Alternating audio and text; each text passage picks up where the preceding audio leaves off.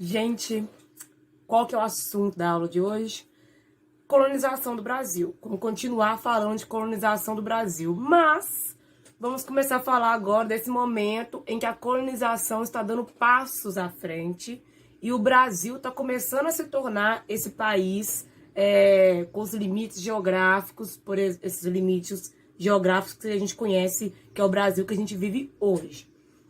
Então, nessa aula eu vou falar sobre alguns temas. O adentramento do território brasileiro. O que é adentramento? Adentrar no território.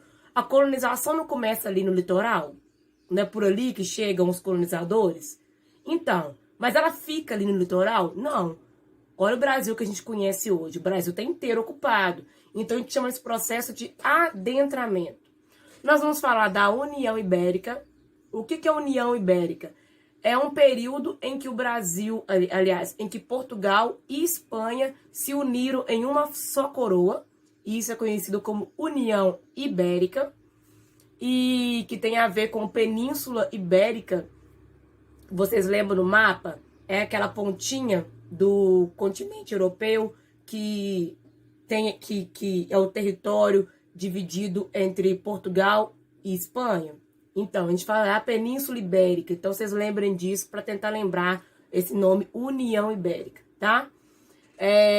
Vamos falar também do fim do Tratado de Tordesilhas, que é aquele tratado feito em 1494, se não me engano, em que estabelecia o limite de colonização no Brasil entre Espanha e Portugal, né? E vamos falar do início mesmo do início não, mas o início da colonização mais efetiva, mais forte, com as bandeiras e a administração portuguesa sendo mais forte aqui no Brasil. Então, esses são os temas que nós vamos falar nessa aula. Então, gente, a colonização do Brasil começou, obviamente, pelo litoral, né? Que eu já falei. E deveria parar naquele ponto do Tratado de Tordesilhas. O tratado feito entre Portugal e Espanha, quando os dois, quase na mesma época, chegaram na América, ok? Isso vocês já sabem. Mas hoje, o Brasil não é isso tudo que a gente conhece? Então, algo tem que acontecer para que esse processo de adentramento, né, saia aqui do litoral e ele espalhe pelo Brasil inteiro. Algo tem que acontecer para que todo esse Brasil que a gente conhece hoje seja ocupado. Portugal e Espanha, devido a problemas na sucessão do trono português, no caso, se uniram. Esse processo foi chamado de União Ibérica. Bem, gente, se Portugal e Espanha formavam um único reinado a partir dessa União Ibérica, o Tratado de Tordesilhas não fazia muito sentido mais, né? Concorda comigo? O importante é perceber que o processo de adentramento do território brasileiro tem total relação com a União Ibérica, ou seja, com o que está acontecendo lá na Europa. Quando a União Ibérica acaba em 1640, o território brasileiro, então, dessa colônia, né? Não pode falar ainda Brasil, o país Brasil como a gente conhece hoje, mas o território dessa colônia já está praticamente todo colonizado. Então, foi no período da União Ibérica que essa ocupação do território brasileiro chega aos limites parecidos com o Brasil que nós temos hoje, até o fim da União Ibérica. Vamos ver aqui no mapa. Olha aqui, gente, o mapa mostra bem como que vai acontecendo a evolução da ocupação desse território. Os novos limites são definidos pelo Tratado de Madrid, que é esses limites do Brasil que a gente conhece hoje. Mas aí você deve estar se perguntando, como que aconteceu essa ocupação? Como é que foi essa ocupação, né? Gente, para entender a ocupação do território, você vai ter que entender a ação dos bandeirantes. Vamos falar disso agora? Bem, o Brasil, gente, imagina o que era o Brasil naquela época, né? que tinha em todo aquele território que vocês viram no mapa ali, que não estava ocupado ainda? Índios, né? Mata. Então, é muito complicado esse processo de ocupação do território. Imagina vocês, né? Então, para entender isso, a gente vai ter que entender a ação dos bandeirantes. Gente, quem é que sempre traz a bandeira? Em um desfile, qualquer coisa, quem vem com a bandeira sempre vem à frente, não é mesmo? Por isso esse nome, bandeirantes. Então, pense aqui. Se foram eles que entraram nesse Brasilzão aí todo, de meu Deus, né? Se foram eles que entraram primeiro, eles vão ter total relação com o aprisionamento dos índios, com a relação com os escravos, principalmente os escravos fugitivos, né? São eles que descobrem as riquezas do território brasileiro.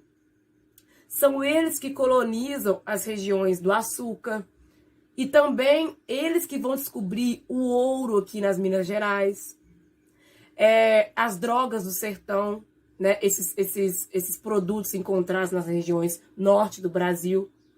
Então, eles são os primeiros a lidar com todo esse, primeiro, com o impacto com essas populações indígenas e também os africanos escravizados.